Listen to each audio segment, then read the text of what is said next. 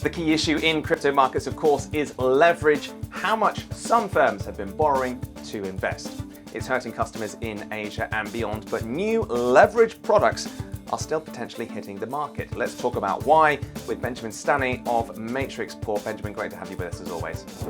Thanks for having me back.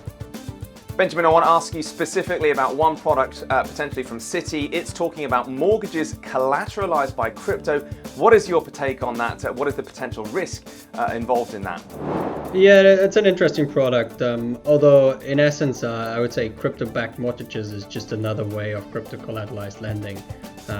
In a traditional mortgage where the borrower uses their credit score and their paychecks to qualify, whereas in a crypto-backed mortgage, they only use crypto as additional security. In both scenarios, the property remains the ultimate security for that mortgage. Now, many people in crypto, it's one option to be able to buy physical property. And these type of products actually came popular during the last bear market. In 1819, large whales were mostly miners. They didn't want to sell at depressed prices, and so they opted to borrow against their crypto assets in order to keep the lights on. So basically, it's just an extra layer that provides security for whoever's the mortgage lender. And so therefore what they would do is they will liquidate the crypto first before taking control over the property physically. And so that creates some kind of selling pressure as if prices for crypto fall. Yeah, Citi's also been looking into mortgages for the metaverse, for virtual real estate. What do you make of that talk in particular? We're talking about land in the metaverse. I think it's important to remind everybody that so-called virtual real estate is nothing else but an NFT as well, because basically everything in the open metaverse is an NFT. And so I understand how virtual land sounds very similar to the real world real estate, but it actually, I believe the terminology mortgage might be a bit misleading here. It can create a false sense of security that virtual land has some superior qualities over other real generating NFTs, which I'm not sure it actually has.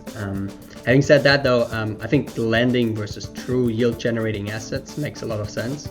And that's what's happening in TradFi all the time. I think it's not surprising that banks are entering crypto-backed asset lending, and I would also expect that the range of crypto assets that are considered by banks as qualifying collateral would increase over time. As I said a moment ago, leverage perhaps the biggest problem in crypto right now. This is why some are stopping withdrawals, because they've borrowed too much. Are you surprised by the extent that some of these firms have leveraged themselves, and more importantly, what happens next? The issues with lenders is arguably one of the main reasons why markets are much lower now than they were a few weeks back.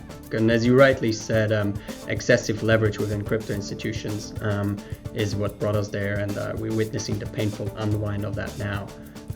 So I think many lenders, as you can see, have halted withdrawals. High-profile institutions, as you mentioned, have declared de facto bankruptcy. This has frozen the interbank market and caused borrow lending rates to spike, which is overall not good for us. And I do believe that we're not done. We're not out of the woods yet. We'll most likely see more players come out next couple of weeks announcing that they're under liquidity pressure, and they will probably have to downsize or close operations. At the same time though, the players that have sound risk management and survive this liquidity crunch will most likely come out stronger after the stress test. And these players are the ones that will most likely consolidate the market and hopefully instill overall better risk management practices to their industry. Yeah, and Sam Bankman-Fried certainly seems to be at the top of that, doesn't he? Listen, thanks so much for that, as always, Benjamin. Thank you very much.